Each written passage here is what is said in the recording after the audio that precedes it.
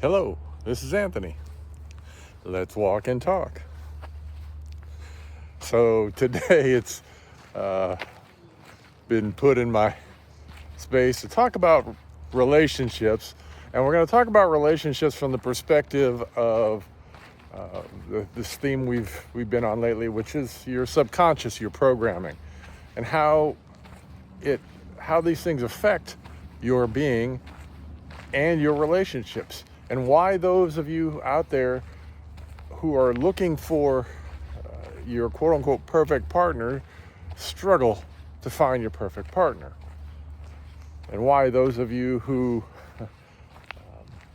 find yourself in solitude can struggle with being in solitude.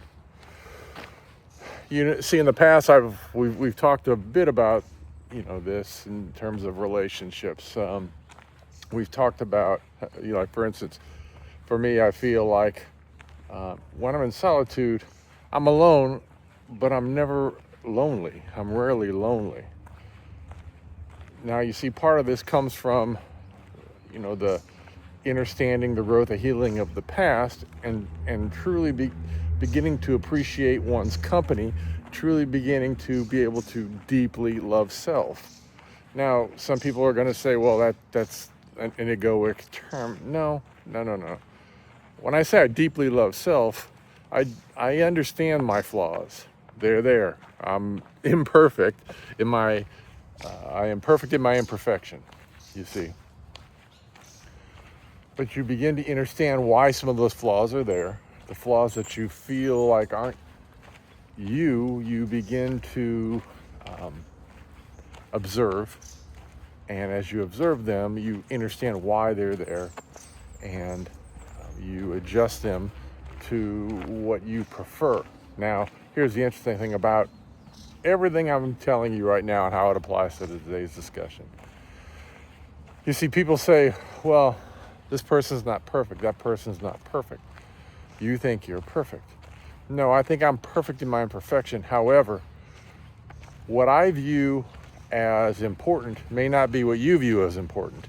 And because we don't agree on what's important, that's why every person's not made for every person. You see, that's why every relationship is not made to stand the test of time. And then there's the other aspect, and this is actually one of the most important aspects of it. The programming. Your programming that happens as a child. This programming that happens when you're in record mode from 0 to 7, and you are watching and observing your parents and the relationship dynamic of your parents. You see, what I've seen in these days is when people start on this healing journey, and they're just in the beginning, they say, well, my parents were good people. I don't want to blame my parents. I don't want to.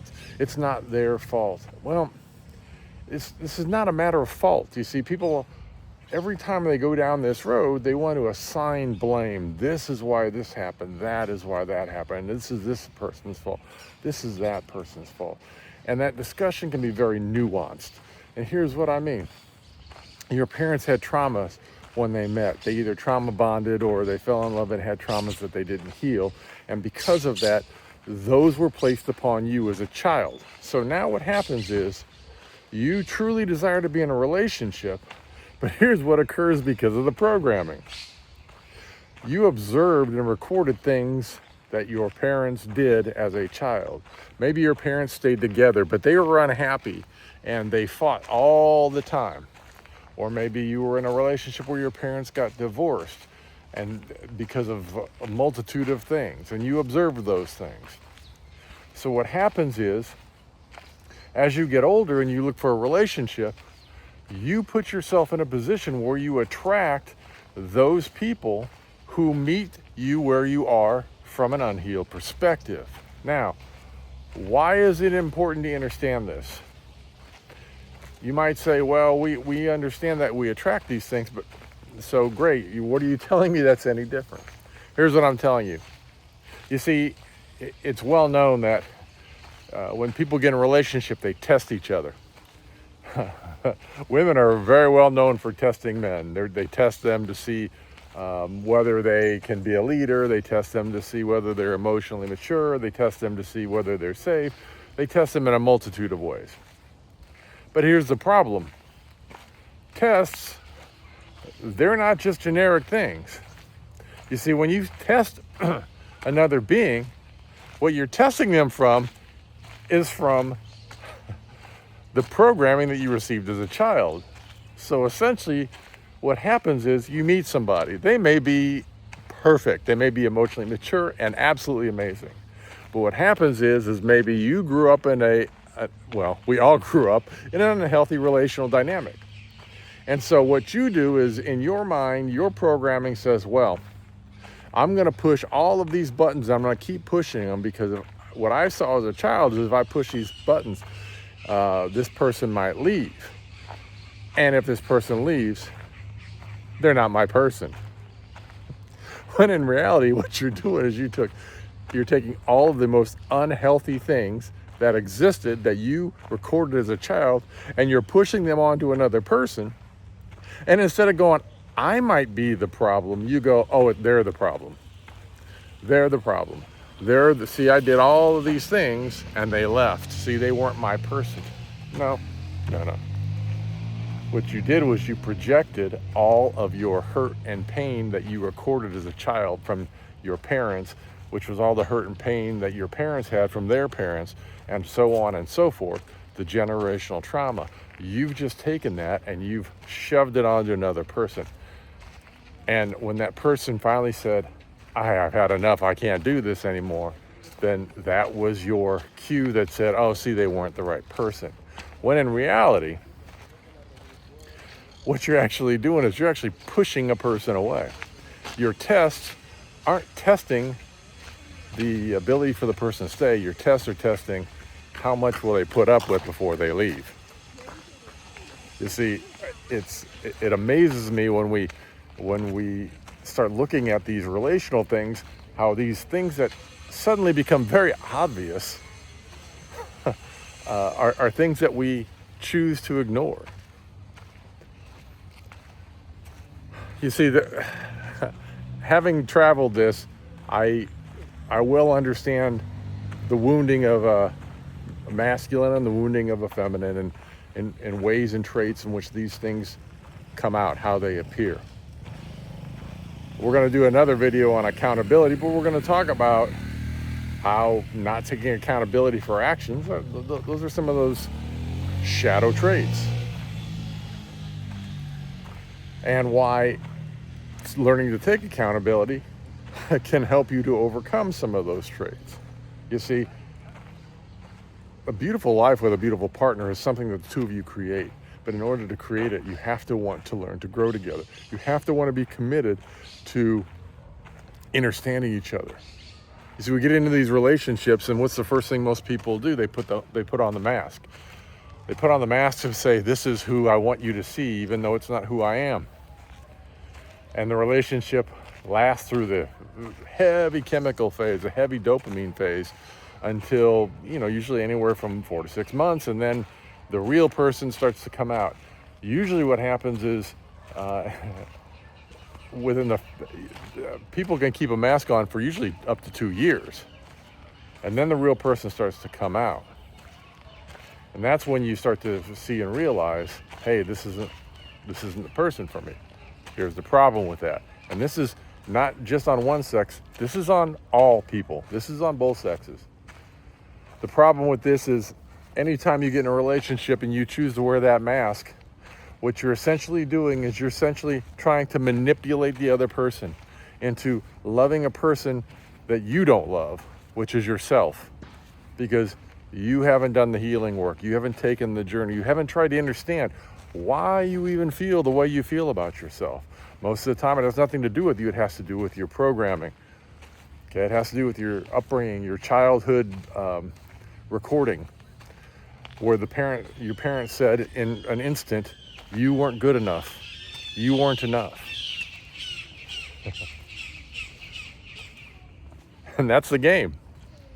And it's not about wearing a false mask or an ego to say, oh, I am good enough. No, no, no, no. You know, somebody who begins to understand self and heal, they can see right through that. They know when you feel like you're not good enough. They know when a person who doesn't love themselves. It's the patterns are obvious. And they may even choose to try to love you through those patterns, but until you choose to do the work for yourself, those relationships are going to continue to end up in the same way. They're going to fail. See, you get to a point where when you're walking in more of a light of understanding and you desire a partner, rather not waste time. I'd rather just be myself and let you see who I am right up front. And then can decide pretty quickly whether or not, you know, I am the person for you.